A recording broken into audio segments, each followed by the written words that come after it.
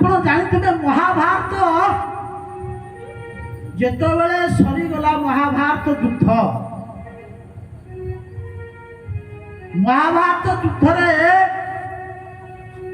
କୌରବ ମାନଙ୍କର 100 ଜଣ ଭାଇ ଥିଲେ। କେତେ? 100 ଜଣ। 100 ଜଣଙ୍କ ଭିତରେ ଶେଷରେ ମଲା କିଏ? ଶେଷରେ ମଲା ହଉଛି ଦୁର୍ଯ୍ୟୋଧନ। ଯାହା ପାଇଁ ହଉଛି ମହାଭାରତ। କହିଲା ଗୋଟିଏ ହେଲେ ବିନା ଯୁଦ୍ଧରେ ମୁଁ ଭୂମି ଦେବି ନାହିଁ। ଏକା ଭୀମ 99 ଭାଇଙ୍କୁ ଗଦାରେ ବାଡ଼େଇକି ମାରିଦେଲା। ମନେ ରଖ, ପିଲା ଯାହା ଚାହୁଁଛନ୍ତି ତାଙ୍କ ଇଚ୍ଛା ପୂର୍ଣ୍ଣ କରିବା ଭୁଲ ଧାରଣା। ବାପା ମାନେ ପିଲାମାନଙ୍କୁ ଶ୍ରଦ୍ଧା କରୁଛନ୍ତି। ପିଲା ଯାହା ଚାହିଁଲା ସାଙ୍ଗେ ସାଙ୍ଗେ ବାପା କହିଲେ ଯା ନେଇଯା। ଜାଣିଛ ତୁମେ ତୁମ ପିଲାମାନଙ୍କୁ ତୁମେ ଯୋଉ ଶ୍ରଦ୍ଧାର ଜିନିଷଟା ଦେଇଦେଲ, ସେ ପିଲା ତମ ଭବିଷ୍ୟତରେ ସେ କଣ କରିବ ଜାଣିଛ? କୌରବମାନ ହଉଛି ସେଇଆ। ଯୋଉ ବାପା ତା ପୁତ୍ରର ଅଭିନ୍ନ ହେଇଯାଏ, ସେ ଧୃତରାଷ୍ଟ୍ର 100 ଜଣଙ୍କୁ ବାଡ଼େଇକିରି 99ଙ୍କୁ ବାଡ଼େଇକିରି ଭୀମ ମାରିଦେଲା। ରହିଥିଲା କିଏ? ସେ ଶେଷରେ ଥିଲେ କିଏ?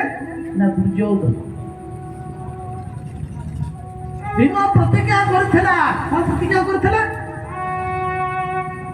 ଯେ ମୁଁ ଯେ ପର୍ଯ୍ୟନ୍ତ ये दुर्योधन को न मारिछि ମୁଁ ସେତେ ପର୍ଯ୍ୟନ୍ତ ଶାନ୍ତିରେ ଶୋଇପାରିବି। ଆଉ କ୍ଷତ୍ରିୟର କର୍ତ୍ତବ୍ୟ, କ୍ଷତ୍ରିୟ ଯଦି ପ୍ରତିଜ୍ଞା କରିଦେଲା,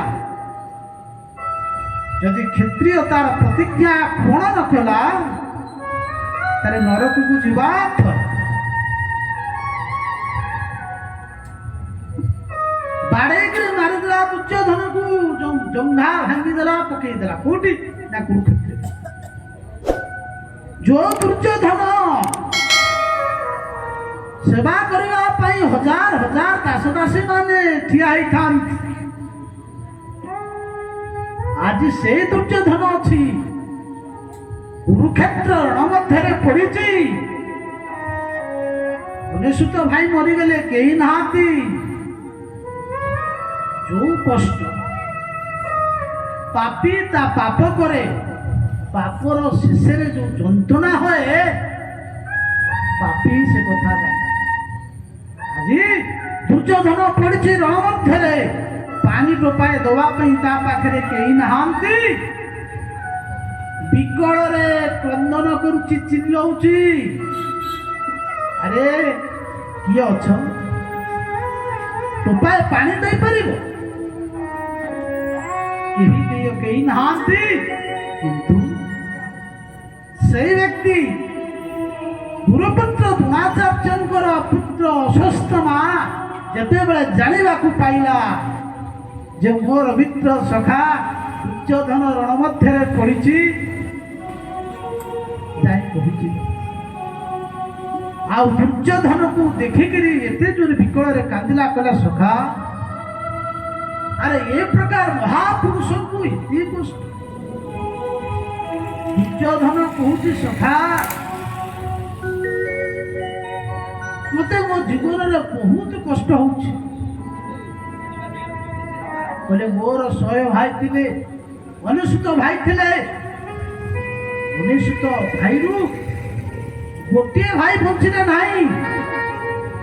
ମୋର ବିପକ୍ଷ ଶତ୍ରୁର ଭାଇ 5 ଜଣ ଥିଲେ।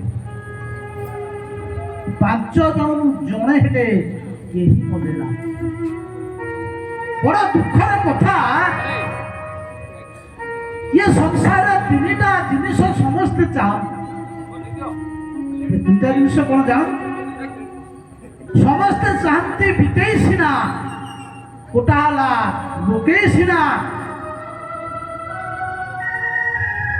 के न चाहे संसार टोका पे, धन पाई के न चाहत, समस्त धन पाई चाहते। आउ गोटेला पुटई सिना। ସମସ୍ତେ ଚାହାନ୍ତି ଘରର କୁଳ ରକ୍ଷା କରିବା ପାଇଁ ଗୋଟିଏ ପୁତ୍ର ଦରକାର। ଆଉ ଲୋକେ ସିନା ମଣିଷ ଗୋଟିଏ ସାମାଜିକ ପ୍ରାଣୀ। ଯଦି ଆପଣଙ୍କୁ ଗୋଟିଏ ଘର ଭିତରେ ହୀରା ନୀଳାରେ ମଣି ମାଟିକରେ ପୋତି ଦିଆଯିବ, ଘର ଭିତରେ ତାଲା ପକେଇକିରି ଆପଣଙ୍କୁ ରଖାଯିବ, ଆପଣଙ୍କୁ ଭଲ ଲାଗିବ? ମଣିଷ ସାମାଜିକ ପ୍ରାଣୀ, ଏକେଲା ରହିପାରିବ ନାହିଁ। ତେଣୁ ବଡ଼ ଦୁଃଖର କଥା, ମୋର ଗୋଟିଏ ହେଲେ ପୁତ୍ର ଥିଲା ଲକ୍ଷ୍ମଣ କୁମାର, ତାକୁ ବି ହରେଇ ଦେଲି। ଆରେ କୋଉ ବାପା ଚାହେଁ? ବଡ଼ ଦୁଃଖର ବିଷୟ ହଉଛି ବାପା ଥିବା ଅବସ୍ଥାରେ ଯଦି ପୁତ୍ର ଚାଲିଗଲା, ତାଠାରୁ ଆଉ ବଡ଼ କଷ୍ଟ ନାହିଁ। ଅଶ୍ୱତ୍ଥାମା କହିଲା, ଓହୋ ତାହେଲେ ତୁମେ ଚାହୁଁଛ, ତୁମେ ପାଣ୍ଡବଙ୍କର ମୁଣ୍ଡ ଚାହୁଁଛ, ପାଣ୍ଡବଙ୍କର ମୃତ୍ୟୁ ଚାହୁଁଛ। ସଖା ସତ କଥା, ବନ୍ଧୁ କିଏ? ତୁମେ ତ ମତେ ଭୁଲିଗଲ। ତୁମେ ପିତାମହ ଭୀଷ୍ମକୁ ଗଲ ସେନାପତି, କେହି ଆସିଲେ ତମ ପାଖକୁ? ଆରେ ବନ୍ଧୁ ତାକୁ କୁହାଯାଏ। ଆମେ କାହାକୁ ବନ୍ଧୁ କହୁଛେ? କହିଲେ କଣ? ବନ୍ଧୁ ସେଇ ବ୍ୟକ୍ତି ବନ୍ଧୁ। ଆମେ ଆଜିକାଲି କଣ ଟଙ୍କା ଥିଲେ ବନ୍ଧୁ। ବାପା ପାଖରେ ଯଦି ପଇସା ଅଛି, ଝିଅ ଆସିକିରି ହାଜର। ପଇସା ସଇଲେ ଆଉ କେହି ଦେଖା ଦେବେ ନାହିଁ। ତାହେଲେ ବିପଦେ ସମ୍ପଦେ ବନ୍ଧୁ। ଆରେ ବିପଦ ପଇଲେ ଯିଏ ଆସି ଦେଖା ଦିଏ, ସେ ପ୍ରକୃତରେ ବନ୍ଧୁ। ବିପଦ ପଇଲେ ସବୁ ଖସିଗଲେ ସେ ବନ୍ଧୁ ନୁହେଁ। କହିଲା ଆଚ୍ଛା ଆଚ୍ଛା, ତୁମେ ଚାହୁଁଛ କଣ? ନା ପାଣ୍ଡବ ମାନଙ୍କର ମୃତ୍ୟୁ। ତାହେଲେ ମୁଁ ପ୍ରତିଜ୍ଞା କରୁଛି। ପ୍ରତିଜ୍ଞା କରିଦେଲେ। ଅଶ୍ୱତ୍ଥାମାକୁ ଦୁର୍ଯ୍ୟୋଧନ କହିଲେ କହିଲେ ଅଶ୍ୱତ୍ଥାମା ଟିକେ ରହିଯାଅ। ଯେ ପର୍ଯ୍ୟନ୍ତ ରାଜା ଅଛନ୍ତି, ସେନାପତି ଚୟନ କରିବା ରାଜାଙ୍କର କର୍ତ୍ତବ୍ୟ। ତେଣୁ ବୈଦିକ ସନାତନ ଧର୍ମରେ ଯେତେବେଳେ କୌଣସି ମାଙ୍ଗଳିକ କାର୍ଯ୍ୟ ହୁଏ, ପ୍ରଥମେ କଣ କରାଯାଏ ନା ତିଲକ କରାଯାଏ।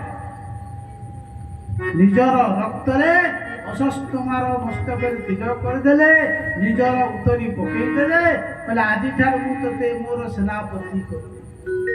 ରାଜା ବଞ୍ଚିଛନ୍ତି, ସେନାପତି କରିବା ରାଜାଙ୍କର କର୍ତ୍ତବ୍ୟ। ତେଣୁ ମୁଁ ଏ ରାଜ୍ୟର ସେନାପତି କରିଦେଲି। ମୁଁ ସତ କହୁଛି ଅଶ୍ୱତ୍ଥାମା, ଯଦି ତୁମେ ବଞ୍ଚି, ମୁଁ ଯଦି ମରିଗଲି, ଇଏ ସାରା ଭୂମଣ୍ଡଳର ରାଜା ତୁମେ ହେଇଯିବ।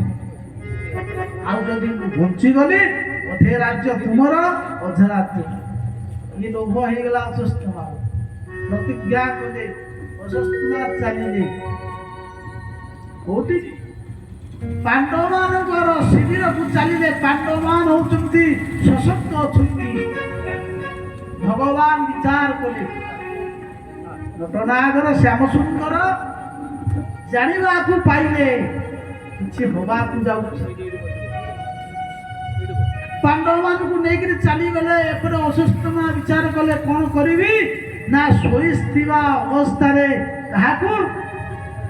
ନା ଦ୍ରୌପଦୀଙ୍କର 5 ଜଣ ଯୋଉ ପୁତ୍ର ଥିଲେ ପାଣ୍ଡବଙ୍କର, ସମସ୍ତଙ୍କୁ ମାରିକିରି ତାଙ୍କ ମୁଣ୍ଡ ନେଇ ଚାଲି ଆସିଲେ। ପକେଇଗଲେ। କହିଲେ ସଖା କହୁଥିଲ ନା, ନିଅ। ଦୁର୍ଯ୍ୟୋଧନ ବିଚାର କଲେ।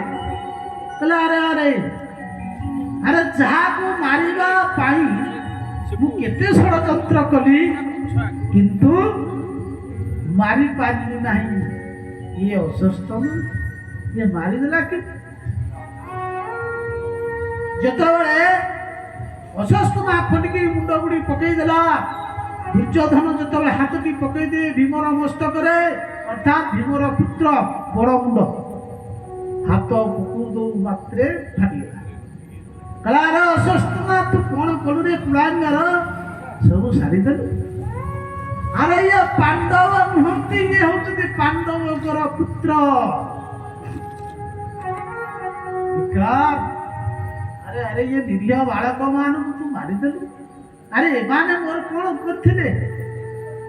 ଆରେ ଆରେ ଆମ ମାନଙ୍କର ତ ବଂଶରେ ଆଉ କେହି ରହିଲେ ନାହିଁ, ପାଣ୍ଡବ ମାନଙ୍କର ବଂଶ ତ ଥିଲେ। ଆଉ ଯେତେବେଳେ ସେମାନେ ତର୍ପଣ କରିଥାନ୍ତେ ହେଲେ ଆମକୁ ଟିକେ ତର୍ପଣ କରିଦେଇଥାନ୍ତେ, ବୁଡ଼େଇ ଦେଲୁ କୂଳ।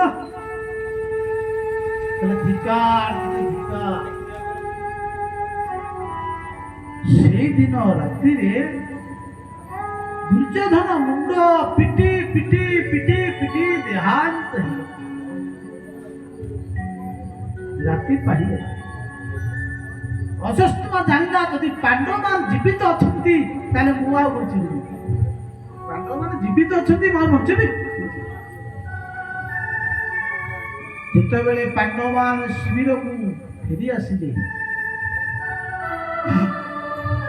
ଆଉ ଶିବିର ଭିତରେ ଯେତେବେଳେ ଦ୍ରୌପଦୀ ଯାହା ଦେଖିଲେ, ଆଜି ଦ୍ରୌପଦୀ ଦେଖିଲେ ଜଣେ ମା ପାଞ୍ଚଟା ନିରୀହ ଶିଶୁଙ୍କର ମୃତ ଦେଖିଲେ ଯୋଉ ଅବସ୍ଥା, ଆଜି ଦ୍ରୌପଦୀ ଦେଖୁଛ। ଦ୍ରୌପଦୀଙ୍କ ହୃଦୟ ଏତେ ବିକଳ ହେଇଗଲା। କହିଲେ ମାତା ଶିଶୁନା ନିଧନଂ ସୁତାନା। ଆଜି ମା ଦ୍ରୌପଦୀ ଦେଖୁଛନ୍ତି ତାଙ୍କର ଯୋଉ ନିରୀହ ଯୋଉ ଶିଶୁମାନେ ପୁତ୍ରମାନଙ୍କୁ ଆଜି କିଏ ମାରି ଦେଇଛି।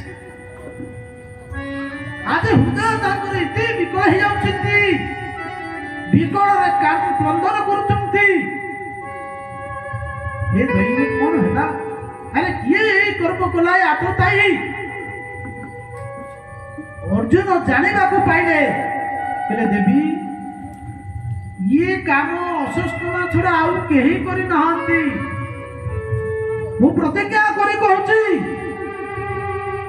ମୁଁ ଯେ ପର୍ଯ୍ୟନ୍ତ ଏଇ ଅଶ୍ୱତ୍ଥାମାକୁ ତୁମ ଚରଣରେ ଆଣି ନ ପହଞ୍ଚେଇଛି ସେ ପର୍ଯ୍ୟନ୍ତ ତୁମେ ସ୍ନାନ କରିବ ନାହିଁ। ଆଜି ଅର୍ଜୁନଙ୍କର ପ୍ରତିଜ୍ଞା ଭଗବାନଙ୍କୁ ନେଇକରି ଯେତେବେଳେ ଯାଆନ୍ତି, ଅଶ୍ୱତ୍ଥାମା ଜାଣିବାକୁ ପାଇଲା ଯେ ମତେ ଅର୍ଜୁନ ଆଉ ଛାଡ଼ିବ ନାହିଁ। ବିଚାର କଲା ବଞ୍ଚିବା ପାଇଁ, ବ୍ରହ୍ମାସ୍ତ୍ର ମାରିଦେଲା। ଆଉ ବ୍ରହ୍ମାସ୍ତ୍ର ଥରେ ମାରିଲା ପରେ ଆଉ ବ୍ରହ୍ମାସ୍ତ୍ର ଫେରେ ନାହିଁ। ଭଗବାନଙ୍କୁ ଯେତେବେଳେ ଅର୍ଜୁନ ପଚାରିଲେ ପ୍ରଭୁ ବ୍ରହ୍ମାସ୍ତ୍ର ଆସୁଛି ମୁଁ କଣ କରିବି? ଭଗବାନ କହିଲେ ଅର୍ଜୁନ ତୁମେ ତ ସେଇ ଗୁରୁଙ୍କର ଶିଷ୍ୟ, ତୁମେ ସେଇ ଗୁରୁଙ୍କର ଶିଷ୍ୟ, ତୁମେ ବ୍ରହ୍ମାସ୍ତ୍ର ମାର। ବେଦବ୍ୟାସଙ୍କର କଥାରେ ବ୍ରହ୍ମାସ୍ତ୍ରକୁ ରଖି ଦିଆଗଲା କାହିଁକି ନା ସୃଷ୍ଟି ପ୍ରଳୟ ହେଇଯିବ ବ୍ରହ୍ମାସ୍ତ୍ରରେ। ଭଗବାନ କହିଲେ ଅର୍ଜୁନ ବାନ୍ଧିଲେ ହବ ନାହିଁ, ୟାଙ୍କୁ ମାରିଦିଅ।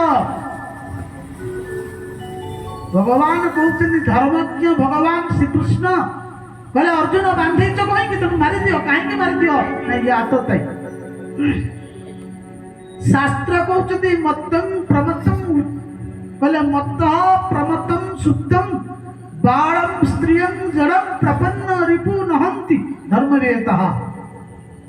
ଧର୍ମଜ୍ଞ ପୁରୁଷମାନେ କୁହନ୍ତି କହିଲେ କୋଉମାନଙ୍କୁ ମାରିବ ନାହିଁ ଆଉ କୋଉମାନଙ୍କୁ ମାରିବ। କହିଲେ କଣ? କହିଲେ ମତ ପ୍ରମତ ମତ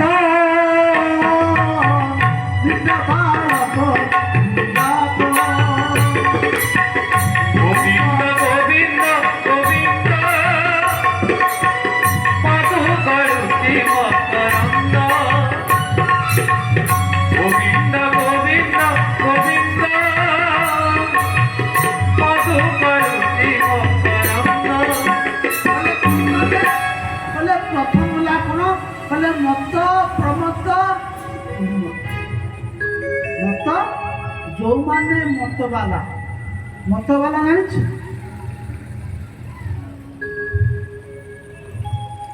ଯୋଉମାନେ ପିଇ ଦିଅନ୍ତି ନାଲି ପାଣି, ମଦ୍ୟ ପାନ କରିଥିବା ବ୍ୟକ୍ତି ମତ ମତ ଉନ୍ମତ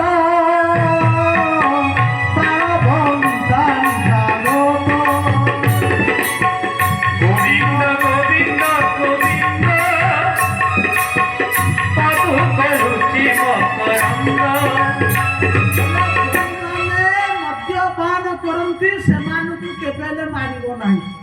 ଯେ କୋଉଳିଆ କଥା, ମଦ ଖାଇବ ତୁମ ପୁରା ଗାଡ଼ି ଚଢ଼େଇବ, ମଦ ଖାଇକି ତୁମକୁ ମୋ ବାବା ଯାଉଥିବେ, ଏ ବାବା କୋଉଠୁ ଆସିଛ, ଏଇ କଥା ମୁଁ ଅଙ୍ଗେ ନିଭେଇଛି ଏଇ ବଜାରରେ, ଏଇ ବଜାରରେ ମୋତେ ବି ଜଣେ ମଦ ଖାଇକି ମୋତେ ହଉସିକି ଶୋଧିଛି, ସେଇଠି ନା ଯାହା ହଉଛି ଜଣେ ଭାଇ ବୁଝେଇଦେଲା। ତାହେଲେ ମଦ ଖାଇଥିବା ବ୍ୟକ୍ତି, ସେ ମଦ ଖାଇଥିବ, ଯଦି ତମକୁ ହୁଇଲା ତମେ କିଛି କମରେ ପଳେଇଯିବ। ଶାସ୍ତ୍ର କହୁଛନ୍ତି ମଦ ଖାଇଥିବା ବ୍ୟକ୍ତି କିଛି କରିବ। ଆରେ ମଦ୍ୟପ ମଦ, ଜଣେ ରାଜା ଯାଉଥିଲେ, ରାଜା ଯାଉଛନ୍ତି, ରାଜା କୋଉଥିରେ ଯାଆନ୍ତି, ହାତୀ। ରାଜା ଛାଟପାଟରେ ଯାଉଛନ୍ତି, ଗୋଟା ମଦୁଆ ମଦ ଖାଇଥିଲା ଯାଇ ପହଞ୍ଚିଗଲା। କଣ କଲେ ଜାଣିଛ, ହେ ରାଜା କିଏ ତୁ, ନା ଏ ହାତୀଟା ବିକିବୁ, କେତେ ଟଙ୍କା ହାତୀ ବିକିବୁ କହ। ରାଜା କହିଲା ଆଉ ବାନ୍ଧି ପକା। ସେବକ ମାନେ ବାନ୍ଧି ନେଇଗଲେ ତାକୁ ଜେଲଖାନା ଭରିଦେଲେ। ଜେଲଖାନା ରହିଲା, ସକାଳ ପାଇଲା, ସକାଳ ପାଇଲା ପରେ ରାଜା କହିଲେ ଡାକି ଆଣ ତାକୁ। ଦୋଷୀ ଯୋଉମାନେ ଦଣ୍ଡ ଯୋଗ୍ୟ ତାଙ୍କୁ ନେଇ ଆଇଲେ। ରାଜା ପଚାରିଲେ, କହିଲେ କହ ଭାଇ ହାତୀଟା କେତେ ଟଙ୍କାରେ କିଣିକି ନେବୁ। କହିଲା ଆଜ୍ଞା ହାତୀ କିଣିବା ଲୋକ କାଲି ପଳେଇଛି। ରାଜା କହିଲେ ଆରେ ହାତୀ କିଣିବା ଲୋକ ତୁ ତ ଠିଆ ହେଇଛୁ। କହିଲେ ଆଜ୍ଞା ମଦ ଖାଇ ଦେଇଥିଲ, ନିଶା ଟିକେ ହେଇଥିଲା ତ, ତେଣୁ ସେଥିପାଇଁ କଣ ଟିକେ କହିଯାଇଛି, ମୋତେ କ୍ଷମା କରିଥିବ। ତେଣୁ ସେ ମଦ ନିଶାରେ ଥିଲା, ସେ ଟିକେ ବାବାଙ୍କୁ କଣ ଗାଳି ଗୁଲଜ କରିଦେଲା, କଣ କହିଦେଲା। ତେଣୁ ମଦ୍ୟପ ଦିନେ ମଦ ଖାଇ ସତ ଅସତ ନ ଜାଣେ, ମଦ୍ୟପ ମଦ ଖାଇଥିଲେ ତାକୁ ଲାଗୁଥିବ ମୁଁ ବ୍ରହ୍ମାଣ୍ଡଟା ପରିକ୍ରମା କରୁଛି। ତେଣୁ ଶାସ୍ତ୍ର କହୁଛନ୍ତି କଣ, ମତ ପ୍ରମତ ଅନୁମତ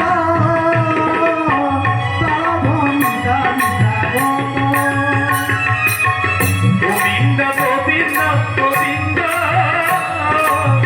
মধু করুচি মকরন্দ। মত প্রমত আহুরি প্রমত, উন্মত ଯାହା ଧିଏରେ ଆଉ କପଡ଼ା ରହେନି। କହିଲେ ଉନ୍ମତ ଆଉ କଣ କଣ ନା ସୁପ୍ତ, ବାଳ ବନିତା ନିଦ୍ରାଗତ, ବାଳକ ମାନଙ୍କୁ କେବେ ହେଲେ ମାରିବ ନାହିଁ। ତାହେଲେ କୋଉମାନେ, ଛୋଟ ଛୋଟ ବାଳକ ମାନେ, ଛୋଟ ବାଳକ ଯଦି କେତେ ଭୁଲ କଲା ତଥାପି ମାରିବ ନାହିଁ।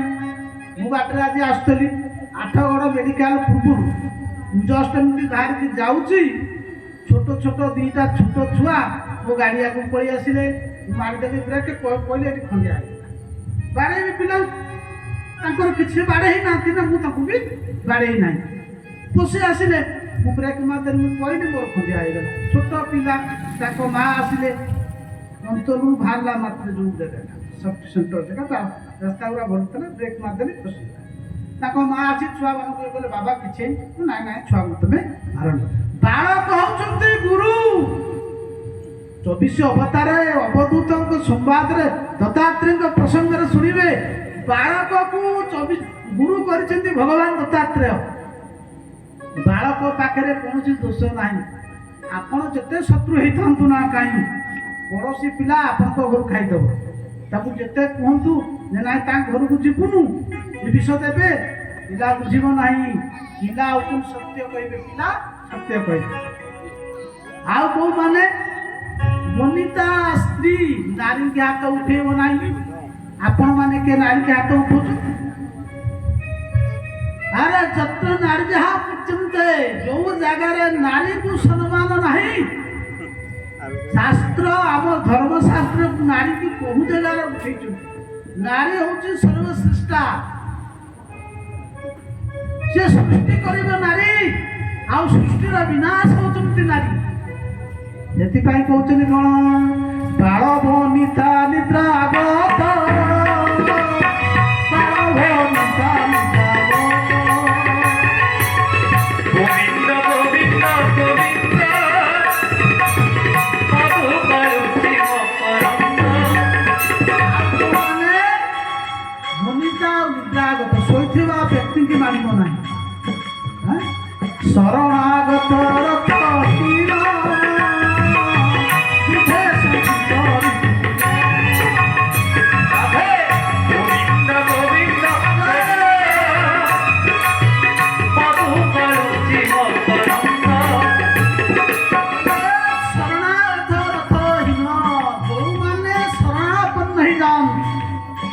ଯେତେ ବଡ଼ ଶତ୍ରୁ ହେଇଥାଉ ନା ଆପଣଙ୍କ ସହିତ କୌଣସି ଇଏ ଅତ୍ୟଧିକ ଶତ୍ରୁତା ଆଚରଣ କରେ, ଯଦି ଆପଣଙ୍କ ପାଖରେ ଆସି ଶରଣାପନ୍ନ ହେଇଯାଏ ତାହେଲେ ତାକୁ କେବେ ହେଲେ ମାରିବ ନାହିଁ। ଆଉ କୋଉମାନଙ୍କୁ ନା ରଥହୀନ, ଯୋଉମାନେ ରଥହୀନ ଅସ୍ତ୍ରହୀନ, ତାଙ୍କ ପାଖରେ ଅସ୍ତ୍ର ନାହିଁ, କୌଣସି ମାରଣାସ୍ତ୍ର ନାହିଁ, ତୁମ ପାଖରେ ଅସ୍ତ୍ର ଅଛି ତୁମେ ତାକୁ ମାରିବ, ଏଇଟା ଅଧର୍ମ। ଶରଣାଗତ ରତ୍ରହୀନ ଭୟ ଶଙ୍କିତ ରିପୁଜନ, ଏଇମାନଙ୍କୁ ମାରି ଯୋଉମାନେ ଭୟରେ କରୁଛନ୍ତି ତୁମେ ତାକୁ ପଛୁଆ ଗୋଡ଼େଇକିରି ମାରିବ। ତାପରେ କଣ କହୁଛନ୍ତି, ଏହାଙ୍କୁ ବଧ ଯେ କରନ୍ତି ଜୀବନ ଥାଉ ସେ ମରନ୍ତି। ଗୋବିନ୍ଦ ଗୋବିନ୍ଦ ଗୋବିନ୍ଦ ପଦୁ କରୁଛି ମକରନ୍ଦ। ମାନେ ଏହାଙ୍କୁ ମାରନ୍ତି ଜୀବନ ଥାଉ ସେ ମରନ୍ତି, ଏ କଥା କହୁଛନ୍ତି ଭଗବାନ, ଏ କଥା କହୁଛନ୍ତି। ପର ଜୀବନ ମାରିଆରି ଆତ୍ମାକୁ ପୋଷନ୍ତି ପ୍ରାଣୀ। ଗୋବିନ୍ଦ ଗୋବିନ୍ଦ ଗୋବିନ୍ଦ ପଦୁ କରୁଛି ମକରନ୍ଦ। ଯେଉଁମାନେ ପରକୁ ମାରନ୍ତି ନିଜର ଆତ୍ମା ପୋଷଣ କରିବା ପାଇଁ, ଆତ୍ମା କହିଲେ ଶରୀର, ଆତ୍ମା କହିଲେ ପରମାତ୍ମା ନୁହନ୍ତି, ଆତ୍ମା କହିଲେ ପରମାତ୍ମା, କିନ୍ତୁ ଶରୀର ପୋଷଣ କରନ୍ତି, ଅର୍ଥାତ୍ ପର ଜୀବନ ମାରିଆରି ଆତ୍ମାକୁ ପୋଷନ୍ତି ପ୍ରାଣୀ। ଗୋବିନ୍ଦ ଗୋବିନ୍ଦ ଗୋବିନ୍ଦ ପଦୁ କରୁଛି ମକରନ୍ଦ। ମାନେ ଆପଣ ପର ଜୀବନ ମାରୁଛନ୍ତି କି? ପର ଜୀବନ ମାନେ ବୁଝିପାରୁଛନ୍ତି ତ? ହଁ, ଯେତେ ବ୍ରତ ବାନ୍ଧିକିରି ସୁଦଶା ବ୍ରତ କରୁଛନ୍ତି ଯାର ଫଳ ମିଳୁଛି ତ? ଗୁରୁବାର ସୁଦଶା ବ୍ରତ କରିବ, ଶୁକ୍ରବାର ଦିନ ଯାଇକିରି ଚିକେନ ଦୋକାନରେ ଲାଇନ ଲଗେଇବ, ଲକ୍ଷ୍ମୀ ଠାକୁରାଣୀ ସନ୍ତୁଷ୍ଟ ତ? ଆଜିକାଲି ଲୋକମାନେ ବହୁତ ଫେସନ ହେଇଗଲାଣି ବ୍ରତ। କଣ ବ୍ରତ? ବ୍ରତ ମାନେ କଣ? କଣ ଏଗୁଟା ସୂତା ବାନ୍ଧିଲେ ଆକୁ ବ୍ରତ କୁହାଯାଏ କି? ଆଜିକାଲି ଆଗରୁ ତ ଆମର ସମାଜର ଶାସ୍ତ୍ର ଗୋଟେ ନିୟମ ଥିଲା, ବ୍ରତଟା ହାତରେ ବନ୍ଧା ହଉଥିଲା। କୋଉଠି ବନ୍ଧା? ହାତରେ। ଏବେ କୋଉଠି ବନ୍ଧା ହଉଛି? ମା ମାନେ ବାନ୍ଧୁଛନ୍ତି ମଣିବନ୍ଧରେ। ମନେ ରଖ, ଯୋଉ ବ୍ରତ ବାନ୍ଧୁଛ ନା, ବ୍ରତ ମାରା ସଇଲେ ଆପଣ ଶୌଚ ଯାଉଛନ୍ତି, ଯେତେବେଳେ ଶୌଚ କଲାବେଳେ ବ୍ରତ ସୂତାଟା ମାରା ହବନି, ମାରା ହବନି। ଆଉ ବ୍ରତ କରିକିରି ଦେବତା ପୂଜା କରିସାରିଲା ପରେ ତମେ ଯଦି ଜୀବ ହିଂସା କଲ ତାହେଲେ ସେ ଦେବତା ପୂଜା କରି କିଛି ଲାଭ ନାହିଁ। କହୁଛନ୍ତି କଣ, ଯେ ପ୍ରାଣୀ ପର ହିଂସା କରେ ଦେବତା ପୂଜି ସେ ନ କରେ। ଗୋବିନ୍ଦ ଗୋବିନ୍ଦ ଗୋବିନ୍ଦ ପଦୁ କରୁଛି ମକରନ୍ଦ। ଗୋବିନ୍ଦ ଗୋବିନ୍ଦ ଗୋବିନ୍ଦ ପଦୁ କରୁଛି ମକରନ୍ଦ। ଯଦି ଯେ ପ୍ରାଣୀ ପରହିଂସା କରେ, ଯଦି କିଏ ଜୀବ ହିଂସା କରୁଛି, ଯେତେ ଘଣ୍ଟି ବାଡ଼ଉଛ ଘରେ ବସିକିରି ନା, ରାତି ଅଧରେ ଉଠି ଫୁଲ ତୋଳିକିରି ଆଣି ତାହେଲେ ଦେବତା ପୂଜି ସେତରେ ଦେବତା ପୂଜା କରିସାରିଲା ପରେ ମଧ୍ୟ ତଥାପି ଦେବତା ସନ୍ତୁଷ୍ଟ ନୁହେଁ, ତାହେଲେ ତୁମର ସେଇ ଯୋଉ ପୂଜା କହୁଛନ୍ତି କଣ, କହିଲେ କଣ, ଭସ୍ମରେ ଯେମନ୍ତ, ଅର୍ଥାତ୍ ପାଉଁଶରେ ଘୃତ ଢାଳିଲେ ଯାହା ତୁମର ଉପାସନା ଭସ୍ମନେବ ଜୁହତି, ଭସ୍ମରେ ଆହୁତି କରିବା ଯାହା, ଠିକ ତୁମର ପୂଜା ହଉଛି ସେଇଆ। ଏତେ ପରିଶ୍ରମ କରିକିରି ଲାଭ କଣ? ବ୍ରତ କରିବା ପରବର୍ତ୍ତୀ ସମୟରେ ଯିବ ହିଂସା କରିବା। କୌଣସି ଶାସ୍ତ୍ରରେ ଲେଖା ଯାଇନି ଯେ, ମନେ ରଖନ୍ତୁ, ଚାରିଟା ମହାପାତକ ଅଛି, ପାପର କ୍ଷୟ ଅଛି, ପାତକର କ୍ଷୟ ନାହିଁ। ପାତକର କ୍ଷୟ ନାହିଁ, ପ୍ରଥମ କ'ଣ ଜାଣିଛି? କହିଲେ ମଦ୍ୟପାନ। ମଦ ପାନ କଥା ଛାଡ଼, ଯୋଉ ବର୍ତ୍ତନ ଯୋଉ ବାସନରେ ମଦ ରଖାଯାଇଥାଏ ସେ ମଦର ବାସନକୁ ଯଦି 1000 ବର୍ଷ ଧରିକିରି ଗଙ୍ଗା ଭିତରେ ବୁଡ଼େଇ ଦିଆଯାଏ ତଥାପି ସେ ଶୁଦ୍ଧ ହବ ନାହିଁ। କହିଲେ ଯେ ନିତ୍ୟ ମଦ ପାନ କରେ ପର୍ଯ୍ୟନ୍ତ গোবিন্দ গোবিন্দ গোবিন্দ মধু করছি মকরন্দ বিবেকানন্দ পান করি তেরে করিলে ব্রজরাই। মদ্যপান ଉପରେ ବହୁତ କଥା ଭାଗବତ କହୁଛି। ମଦ୍ୟପାନ ମହାପାତକ। ଆଉ କ'ଣ କହିଲେ ମଦ୍ୟପାନ, ମାଂସ ଭକ୍ଷଣ, ଭୂପତ୍ନୀ ହରଣ, ସୁବର୍ଣ୍ଣ ଚୋରି ଆଉ ଅବିଶ୍ୱାସ ମାନେ ବିଶ୍ୱାସଘାତକ ଦ୍ୱାରା ବହୁତ ଗୁଡ଼ିଏ କଥା ଆସେ। ବିଶ୍ୱାସଘାତକ ଦ୍ୱାରା ବହୁତ ଗୁଡ଼ିଏ କଥା ଆସିବ। ଯେମିତିକି କପଟ କରିବା, ସ୍ୱାମୀ ସ୍ତ୍ରୀ ଭିତରେ କପଟ, ମାନେ ବୁଝିପାରୁଛନ୍ତି ତ? ମାନେ ସ୍ତ୍ରୀ ସ୍ୱାମୀ ସହିତ କପଟ କରୁଛି। କପଟ କରୁଛି ଆଜିକାଲି ଗୋଟେ ବେମାରୀ ହେଇଗଲା। କ'ଣ? ପରକୀୟା ପ୍ରୀତି ଗୋଟେ ବଡ଼ ବେମାରୀ ସଂସାର। ମନେ ରଖ, ଏ ସଂସାର ବର୍ତ୍ତିଯିବ, ଭଗବାନଙ୍କ ପାଖରେ ବର୍ତ୍ତିବନି। ସବୁ ଗୋଟି ଗୋଟି ହିସାବ ହେଇଯିବ ତମର। ତେଣୁ କହିଲେ କ'ଣ? ପର ଜୀବନ ମାରିଆରି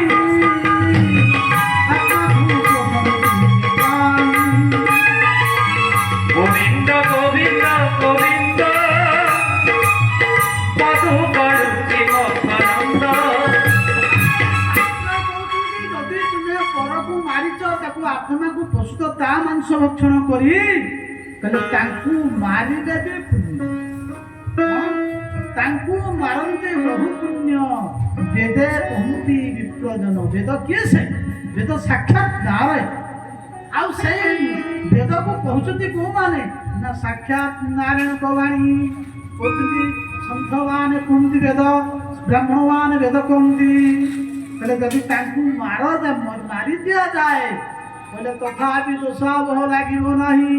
ହେ ଅର୍ଜୁନ, ଇଏ ଆତତାୟୀ, ଇଏ ଶୋଇଥିବା ଅବସ୍ଥାରେ ନିରୀହ ଶିଶୁମାନଙ୍କୁ ମାରିଛି। ତୁମେ ଆକୁ ଛାଡ଼ ନାହିଁ, ଆକୁ ତୁରନ୍ତ ବଧ କର। ଶାସ୍ତ୍ର କହୁଛନ୍ତି ଯେ ଏମାନେ ଧର୍ମବେତା ଧର୍ମଜ୍ଞ ପୁରୁଷମାନେ ଏଇମାନଙ୍କୁ ମାରନ୍ତି ନାହିଁ, ତଥାପି ଅଧର୍ମୀ ଏ ଅସସ୍ତମା ଶୋଇଥିବା ଅବସ୍ଥାରେ ନିରୀହ ଶିଶୁମାନଙ୍କୁ ସେ ମାରୁଛି। ତେଣୁ ଆକୁ ମାରିଦିଅ। ଆଜି ପରୀକ୍ଷା। କ'ଣ ପରୀକ୍ଷା? ଗୁରୁ ଯେତେବେଳେ ବିଦ୍ୟାଳୟରେ ପାଠ ପଢ଼ାନ୍ତି, ଶିଷ୍ୟ ସମୟ ଦେଖି ଗୋଟିଏ ପ୍ରଶ୍ନ କରି ତାକୁ ଦେଖି ଦିଅନ୍ତି, ମୋ ଶିଷ୍ୟ କେତେ ବାଟ ଗଲା। ଆଜି ଭଗବାନ ଆଜି ପରୀକ୍ଷା କରୁଛନ୍ତି ଅର୍ଜୁନକୁ ପାଣ୍ଡବମାନଙ୍କ ପାଖରେ। ପଚାରିଲେ, ଅର୍ଜୁନ ଏଥର ତୁମେ କୁହ, ତୁମେ ଆକୁ କ'ଣ କରିବ? ମାରିବ ନା ଛାଡ଼ିବ? ଅର୍ଜୁନ ହାତ ଦେଇକିରି ହାତ କ୍ଷମା କଲେ, ପ୍ରଭୁ କ୍ଷମା କର। କହିଲେ, ପ୍ରଭୁ ମୁଁ ଦ୍ରୌପଦୀଙ୍କ ପାଖରେ ପ୍ରତିଜ୍ଞା କରିଛି, ମୁଁ ତାକୁ ନେଇ ସମର୍ପଣ କରିବି। କହିଲେ, ଭାଇ ତମ ଇଚ୍ଛା। ନେଇଗଲେ ଆଜି କାହାକୁ? ନା ଅଧସ୍ତମାକୁ ବାନ୍ଧି ନେଇଗଲେ।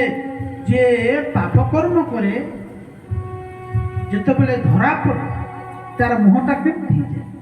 ମୁହଁ ଟେକି ଚାହିଁପାରେ, ମୁହଁ ଟେକିକି ଆଉ ଦେଖେଇ ପାରେନି ମୁହଁଟାକୁ। ଆଜି ଠିକ୍ ସେଇ ପ୍ରକାର ଅସସ୍ତମାର ମୁଖ ଆବାଂ ଯୁଗୁସ୍ପିତ କରମନ୍। ଆଜି ଏତେ ଲଜ୍ଜିତ ହେଉଛି ଅସସ୍ତମା, ମୁହଁ ଟେକି ଚାହିଁବାର ବି ସାମର୍ଥ୍ୟ ନାହିଁ। ଅର୍ଜୁନ ନେଇଗଲେ ଦ୍ରୌପଦୀଙ୍କ ପାଖରେ ପକେଇଦେଲେ। ଆଜି ଦ୍ରୌପଦୀ ଯେତେବେଳେ ଦେଖି ଦେଇଛନ୍ତି କାହାକୁ? ନା ଅସସ୍ତମାଙ୍କୁ, ଗୁରୁପୁତ୍ର ଆଚାର୍ଯ୍ୟ ପୁତ୍ର। ଆଜି ଦେଖି ଦେଇକିରି କହୁଛନ୍ତି, କହିଲେ ମୁଚ୍ୟତା ମୁଚ୍ୟତା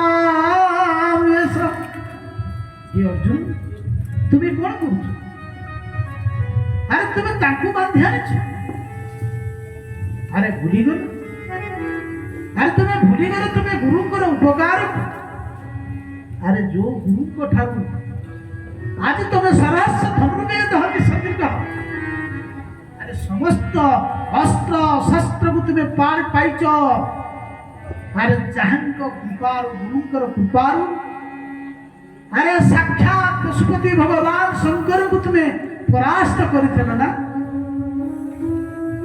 ଆରେ ଯୋଉ ଗୁରୁଙ୍କର କୃପା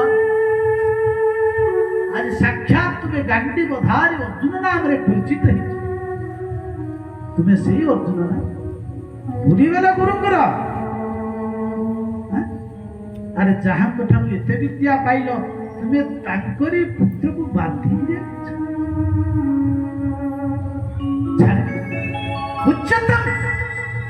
ଉଚ୍ଚତମ ଛାଡ଼ିଦିଅ ଇଏ ଗୁରୁ ଆରେ ଆଜି ଗୁରୁଦେବ ନାହାନ୍ତି ଗୁରୁ ଚାଲିଗଲେ ଶାସ୍ତ୍ର କୁହନ୍ତି କଣ ଶାସ୍ତ୍ର କହୁଛି ଆଚାର୍ଯ୍ୟ ମା ବିଜାନ ଆଚାର୍ଯ୍ୟ ହଉଛନ୍ତି ସାକ୍ଷାତ କଣ ନା ମୋର ସ୍ୱରୂପ ଆଉ ଶାସ୍ତ୍ର ଏ କଥା ମଧ୍ୟ କହିଛନ୍ତି ଆତ୍ମନା ଜାୟତେ ପୁତ୍ର ଇତି ବେଦାନୁଶାସନ ଏ ପିତାଙ୍କର ଆତ୍ମରୁ ଜାତ ହେଇଥିବା ହଉଛି ପୁତ୍ର ଆରେ ଗୁରୁଦେବ ଆଜି ନାହାନ୍ତି ନା ଆରେ ତାଙ୍କର ସ୍ୱରୂପ ତାଙ୍କର ପୁତ୍ର ଅଛି ଦେଖନ୍ତୁ ଜଣେ ନାରୀ ଭାରତ ବର୍ଷର ଜଣେ ନାରୀକି ଆଜି ଦେଖନ୍ତୁ ପତ୍ନୀ ଶବ୍ଦ ଆଜି ସାର୍ଥକ କରିଦେଲେ ଆଜି ଦ୍ରୌପଦୀ ଇଏ ପତ୍ନୀ କାହାକୁ କୁହାଯାଏ ଆରେ ପତ୍ନୀ ଯିଏ ପତିକି ପତନରୁ ଉଦ୍ଧାର କରେ ନାରୀର ଗୋଟିଏ ଅନ୍ୟ ନାମ ସଧର୍ମିଣୀ ନାରୀର ଗୋଟିଏ ନାମ ହେଉଛି ଧର୍ମ ପତ୍ନୀର ଆବଶ୍ୟକ ସଂସାରରେ ନିହାତି ଦରକାର ସାଇକେଲର ଗୋଟିଏ ଚକାରେ ସାଇକେଲ ଚାଲେ ନା ଦିଟା ଚକା ହେଲେ ସାଇକେଲ ଚାଲିବ ଯଦି ଗୋଟିଏ ଚକା ପଞ୍ଚର ହେଇଗଲା ନା ଦ୍ୱିତୀୟ ଚକା ଆଗକୁ ଯିବ ନାହିଁ ଉଭୟ ସ୍ୱାମୀ ସ୍ତ୍ରୀ ପରିପୂରକ କୌଣସି ଧର୍ମ କାର୍ଯ୍ୟ କଲେ ସଧର୍ମୀର ନିହାତି ଆବଶ୍ୟକ ଆଜି ପାଣ୍ଡବମାନେ ଆଜି ବଡ଼ ଅନର୍ଥ କରିବାକୁ ଯାଉଛନ୍ତି କଣ ନା ଗୁରୁପୁତ୍ରଙ୍କୁ ମାରିବେ ଦ୍ରୌପଦୀ ଆଜି ତାଙ୍କୁ ଉପଦେଶ ଦେଇ କହୁଛନ୍ତି ଅର୍ଜୁନ ତୁମେ କଣ କରୁଛ ତୁମେ ଗୁରୁପୁତ୍ର ଆଚାର୍ଯ୍ୟଙ୍କର ପୁତ୍ରକୁ ଆଣିଛ ଆରେ ବିଚାରା ଆଚାର୍ଯ୍ୟ ତ ଚାଲିଗଲେ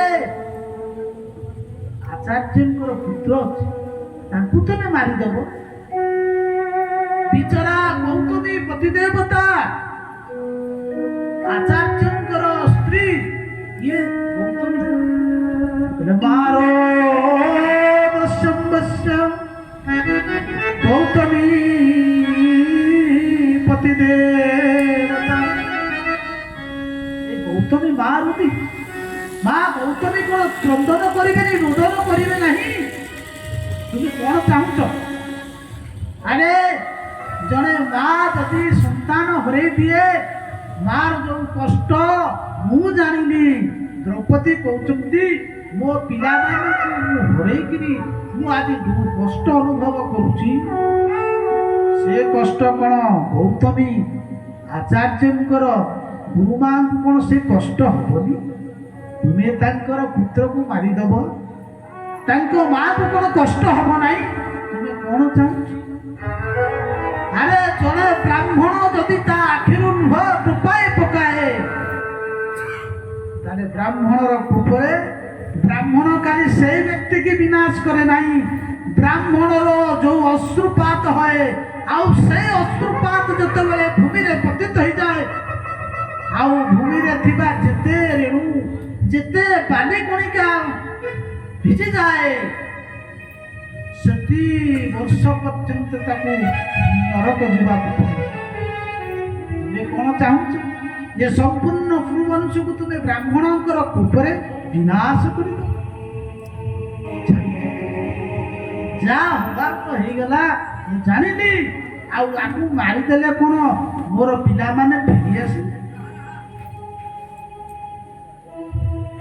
ଅର୍ଜୁନଙ୍କର ଗୋଟିଏ ଜିଦି ହଉଛି କ'ଣ ଇଏ ହଉଛି ଅଧର୍ମୀ ପାପୀ ଆତତାୟୀ। ଆତତାୟୀ 6 ପ୍ରକାର କହିଲେ କୋଉମାନେ ଆତତାୟୀ? 6 ଜଣ ଆତତାୟୀ କହିଲେ କୋଉମାନେ? କହିଲେ ଯୋଉମାନେ ଶୋଇଥିବା ଅବସ୍ଥାରେ ବାଳକମାନଙ୍କୁ ମାରନ୍ତି। ପ୍ରଥମ ଯୋଉମାନେ ପର ସ୍ତ୍ରୀ ହରଣ କରନ୍ତି, ଯୋଉମାନେ ପରର ଧନକୁ ତା ସମ୍ପତ୍ତିକୁ ଜବରଦସ୍ତି ନେଇଯାଆନ୍ତି, ଯୋଉମାନେ ପର ଘରେ ନିଆଁ ଲଗେଇ ଦିଅନ୍ତି, ଯୋଉମାନେ ବିଷ ଦେଇ ଦିଅନ୍ତି, ଆଉ ଯୋଉମାନେ ସୁବର୍ଣ୍ଣ ଚୋରି କରନ୍ତି, ଇଏ ହଉଛନ୍ତି ଆତତାୟୀ। ତେଣୁ ଆଜି ଅର୍ଜୁନଙ୍କର ଗୋଟିଏ ଜିଦି, ଇଏ ଆତତାୟୀ ଆକୁ ମାରି ଦିଆଯିବ। କିନ୍ତୁ ଦ୍ରୌପଦୀଙ୍କର ଯୁଧିଷ୍ଠିରଙ୍କର ଗୋଟିଏ କଥା, ଯାହା ହବାର ତ ହେଇଗଲା, ତେଣୁ ତାକୁ ଆମେ ଛାଡ଼ି। ଭୀମ ଅର୍ଜୁନଙ୍କର ଗୋଟିଏ କଥା, ଯୁଧିଷ୍ଠିର ଆଉ ଦ୍ରୌପଦୀଙ୍କର ଗୋଟିଏ କଥା। ଭଗବାନ କହିଲେ ମଝିରେ, ଭଗବାନଙ୍କୁ ପଚାରିଲେ ଯୁଧିଷ୍ଠିର, ହେ କୃଷ୍ଣ, ହେ ବାସୁଦେବ, ଆପଣ କୁହନ୍ତୁ କ'ଣ ୟାର ନିରାକରଣ? ଭଗବାନ କହିଲେ ଭାଇ ଯୁଧିଷ୍ଠିର, ଯାହା କହିବାର କଥା ମୁଁ କହିସାରିଛି। ନା କ'ଣ? ନା ତତ୍ର ଶାସ୍ତ୍ର ପ୍ରମାଣ। ଶାସ୍ତ୍ରରେ ମୁଁ କହିଛି। ନା କୋଉଠି? ନା ଭଗବତ ଗୀତାରେ। ଗୀତାରେ କୁହାଯାଇଛି ତତ୍ର ଶାସ୍ତ୍ର ପ୍ରମାଣ ତେ କାର୍ଯ୍ୟ କାର୍ଯ୍ୟ ଅବସ୍ଥିତ। କ'ଣ କରିବ କ'ଣ ନ କରିବ ମୁଁ ତାହା କହିଦେଇଛି। ଯୁଧିଷ୍ଠିର କହିଲେ ପ୍ରଭୁ ଆପଣଙ୍କ ଶାସ୍ତ୍ର କ'ଣ କହୁଛନ୍ତି ଆପଣ ଟିକେ କୁହନ୍ତୁ। କହିଲେ ଶାସ୍ତ୍ରରେ ଏହା ବିଧାନ କରାଯାଇଛି, କହିଲେ ବ୍ରାହ୍ମଣ ଯେତେ ଅପରାଧ କଲେ, ଯେତେ ଭୁଲ କଲେ କେବେ ହେଲେ ମାରିବ ନାହିଁ। କ'ଣ? ବ୍ରାହ୍ମଣ ବା ସାଧୁ କୌଣସି ଅପରାଧ ବା କୌଣସି ଭୁଲ କଲେ କେବେ ହେଲେ ତାଙ୍କୁ ମାରିବ ନାହିଁ। କହିଲେ ଇଏ ଗୋଟିଏ କଥା। କହିଲେ ଆଉ ଗୋଟିଏ କଥା କହୁଛି। ଆଉ ଗୋଟିଏ କ'ଣ? ନା ଆତତାୟୀ ଯିଏ ହେଉନା କାହିଁ। ବୁଝିପାରୁଛୁ ତ? ଆତତାୟୀ କହିଲେ ଆକୁ କ'ଣ? ନା ଆତଙ୍କବାଦ।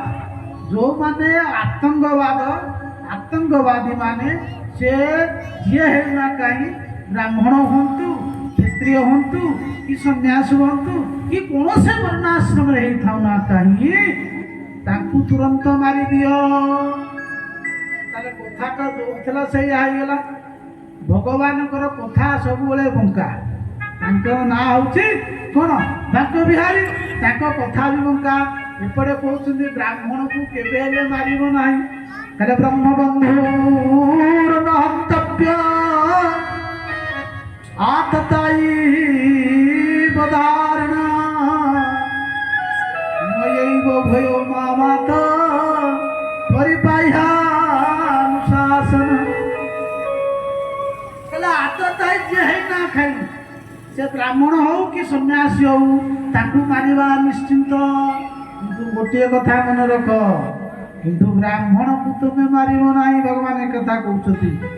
ଯୁଧିଷ୍ଠିର କହିଲେ ପ୍ରଭୁ ଇଏ କୋଉ ବଗିଆ କଥା? ଇଆଡ଼େ କହୁଛନ୍ତି ବ୍ରାହ୍ମଣ ଗୁରୁପୁତ୍ର, ତେଣୁ ବ୍ରାହ୍ମଣକୁ ମାରିବା ନିଷେଧ। ପୁଣି ଏପଟେ କହୁଛନ୍ତି ବ୍ରାହ୍ମଣର କ'ଣ ଯେ ଆତତାୟୀ ଯିଏ ତାକୁ ମାରିଦିଅ, ଆତତାୟୀର ଜାତି ନାହିଁ, ତାହେଲେ ଇଏ ତ ଅସୁସ୍ଥ ନା ଆତତାୟୀ, ତେଣୁ ଆକୁ ମାରିବା କଥା। ମାନେ ଭଗବାନ କଥା ଟିକେ ବଙ୍କା। ଆଜି ପରୀକ୍ଷା କରିଦେଲେ କାହାକୁ? ନା ପାଣ୍ଡବମାନଙ୍କୁ ପରୀକ୍ଷା କରୁଛନ୍ତି ଯେ ମୁଁ ଯୋଉ ଗୀତାର ଉପଦେଶ ପ୍ରଦାନ କଲି, ଆଉ ସେଇ ଉପଦେଶ ପ୍ରଦାନରେ ଇଏ ପାଣ୍ଡବମାନେ କ'ଣ ତାର ନିର୍ଣ୍ଣୟ କଲେ, କ'ଣ ଶିକ୍ଷା ପାଇଲେ, ଆଜି ପରୀକ୍ଷା କଲେ ଭଗବାନ ଅର୍ଜୁନ। ଯୁଧିଷ୍ଠିର ଥିଲେ ଜ୍ଞାନୀ। କହିଲେ ପ୍ରଭୁ ଶାସ୍ତ୍ରରେ ଏଇ କଥା ନିର୍ଣ୍ଣୟ କରାଯାଇଛି ମହାଭାବ। ହେଲେ ବ୍ରାହ୍ମଣର ଦଣ୍ଡର ବିଧାନ କରାଯାଇଛି। କ'ଣ ସେ ଦଣ୍ଡର ବିଧାନ? କହିଲେ ବପନ ଦ୍ରବିଣଂ ଦାନ ସ୍ଥାନ ନିର୍ଯାପନ ତଥା। ବ୍ରାହ୍ମଣ ଏବଂ ସାଧୁଙ୍କ ପାଇଁ କିଛି ନିୟମ କରାଯାଇଛି ସେଇମାନଙ୍କ। କହିଲେ କ'ଣ? କହିଲେ ବପନ, କୌଣସି ବ୍ରାହ୍ମଣ ବା କୌଣସି ସାଧୁ ଯଦି କୌଣସି ଭୁଲ କାମ କରିଛି, ତାହେଲେ ଦଣ୍ଡ ହଉଛି ଏଇଆ ଯେ ତାକୁ 7 ବେଣ୍ଟିଆ କରାଯାଉ। ବୋଲାନନ୍ଦ କନ୍ଦ ଭଗବାନ କି। ଆଜିକାଲି ତ ଆଉ କଣ 7 ବେଣ୍ଟିଆ ମାନେ କଣ ଚୁଟି ତାଙ୍କର ଜଟ ସାଧୁ ଯିଏ ହେଇତ ତା ଜଟ ଥିବ ତାହେଲେ ତାର ଜଟ କଟା ହବ, ଚୂନ କଳା ମରାଯିବ। ସାଧୁ ବ୍ରାହ୍ମଣ ମାନେ ଚୁଟି ରଖୁଥିଲେ, ଖାଲି ସାଧୁ ବ୍ରାହ୍ମଣ ନୁହନ୍ତି। ବୈଦିକ ସନାତନ ଧର୍ମରେ ଆମେ ସମସ୍ତେ ହଉଛେ ଯୋଉ ସନାତନୀ। ଆମର ଧର୍ମର ନିୟମ କଣ ଜାଣ? ଆପଣ ଦେଖିବେ ମୁସଲମାନ ସେ ତାଙ୍କ ଧର୍ମ କେବେ ଛାଡ଼ନ୍ତି। ସବୁବେଳେ ତାଙ୍କର ବସ୍ତ୍ର ଦେଖିବେ ସେ ପିନ୍ଧିଥିବେ, ଟୋପି ଦେଇଥିବେ, ମୁଛ ରଖିଥିବେ କି ନାହିଁ? ତାହେଲେ ଆପଣ ଯୋଉ ସନାତନୀ ହିନ୍ଦୁ ବୋଲି ତାହେଲେ ଆପଣଙ୍କ ପାଖରେ କଣ ପରିଚୟ ଅଛି, ପ୍ରମାଣ କଣ? ଜଣେ ହିନ୍ଦୁର ତାର ପ୍ରଥମ ହଉଛି ଶିକା, ଦ୍ୱିତୀୟ ହେଲା ସୂତ୍ର। ସୂତ୍ର କଲେ ପଇତା ଥିବ କିମ୍ବା କୌଣସି ବେକରେ ବ୍ରାହ୍ମଣ ହେଇଥିଲେ ପଇତା ପକେଇଥିବ କନ୍ଧିରେ, ଅନ୍ୟ ବର୍ଣ୍ଣ ଯଦି ହେଇଥିବ ବୈଶାଖ ବା ସୂତ୍ର ହେଇଥିବ ବେକରେ ଖଣ୍ଡେ ସୂତ୍ର ଥାଏ। ଶିକା, ସୂତ୍ର ଏବଂ ତିଲକ, ଇଏ ତିନିଟା ହଉଛି ସନାତନୀ ଧର୍ମର ପରିଚୟ। ଆଜିକାଲି କେତେ ଜଣ ଏସବୁ କରୁଛୁ? ଆଜିକାଲି ଲୋକଙ୍କ ମନରେ ଏଇଗୁଡ଼ା ସବୁ କାମ କରିବା, ଏସବୁ ମନରେ ଆମର ଧର୍ମ ପ୍ରତି ଆମର ଏତେ ଆଉ ନିଷ୍ଠା। ତେଣୁ ସେଥିପାଇଁ କହୁଛନ୍ତି ପବନ ତାକୁ 7 ବେଣ୍ଟିଆ କରି ଦିଆଯିବ। ଚୂନ କଳା ଦେଇକିରି ଗାଁରେ ଗଧ ଉପରେ ବସେଇ ବାଜା ବଜେଇକିରି ପ୍ରଶେସନ କରିଲେ। ଆଠାରୁ ବଡ଼ କି ଦଣ୍ଡ ଅଛି କହିଲେ? ଆରେ ହାତରେ ଚାପୁଡ଼ା ମାଇଲେ ଲୋକ ଭୁଲିଯିବ।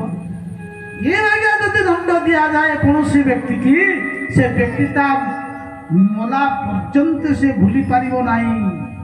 ତେଣୁ ଶାସ୍ତ୍ରରେ ବିଧି ହଉଛି ଯେ ଏଇଆ ଯେ କଣ ନା ବପନ ଦ୍ରବିଣ, ଦ୍ରବିଣ ତାର ଧନ ସମ୍ପତ୍ତି ତାକୁ ହରଣ କରାଯିବ।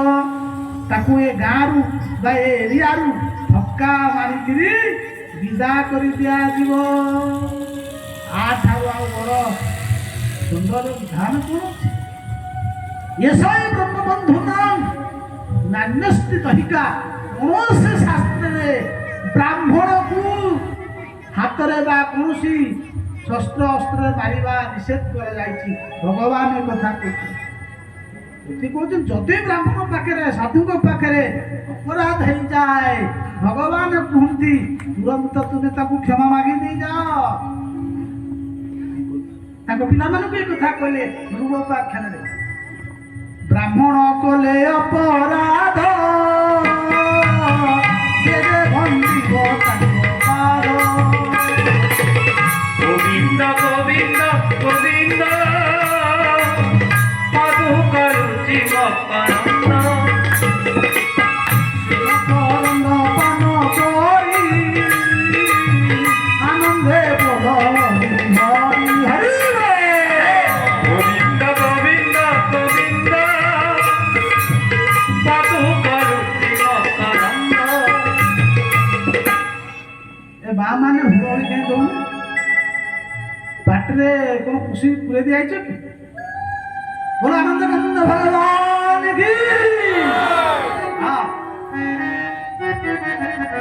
ତେଣୁ ବ୍ରାହ୍ମଣ କଲେ ଅପରାଧ ବେଗେ ବନ୍ଧିବ ତାଙ୍କ ପାଦ। ଭଗବାନ ଏ କଥା ତାଙ୍କ ପିଲାମାନଙ୍କୁ ବୁଝେଇ କହିଛନ୍ତି। ତେଣୁ ଆଜି ଯେତେବେଳେ ଭଗବାନ ଏ କଥା କହିଲେ, ଯୁଧିଷ୍ଠିର ବୁଝେଇଥିଲେ ପ୍ରଭୁ ଶାସ୍ତ୍ରରେ ଏଇ ପ୍ରକାର ବିଧାନ କରାଯାଇଛି ଯେ ସାଧୁମାନେ ବ୍ରାହ୍ମଣ ମାନଙ୍କୁ ଏଇ ପ୍ରକାର ଦଣ୍ଡର ବିଧାନ। ତେଣୁ ଅଶ୍ୱସ୍ଥ ମାକୁ ସେୟା କଲେ। କଣ କଲେ ନା ଗୋପନ କରିଦେଲେ। ଶିଖା ସୂତ୍ର ତାର କାଟି କୁଟିକିରି 7 ବେଣ୍ଟିଆ କରି ଚୂନ କଳା ଲଗେଇକିରି କଣ କଲେ, ତାର ଯୋଉ ମଣି ଥିଲା ସେ ମଣିକି କଣ କଲେ ନା ହରଣ କରି ନେଇ ଚାଲିଗଲେ। ଭୋଳାନନ୍ଦ କନ୍ଦ ଭଗବାନ କି। କେତେ ପାପ କରିଛି, କେତେ ପୁଣ୍ୟ କରିଛି, ମୁଁ କେତେ ପାପ କରିଛି, କେତେ ପୁଣ୍ୟ କରିଛି। ମତେ କିଛି ଜଣା ନାହିଁ, ମତେ मते किछि जाना नाही जगार सत कहूची केते पाप करी केते पुण्य करी केते पाप करी केते पुण्य करी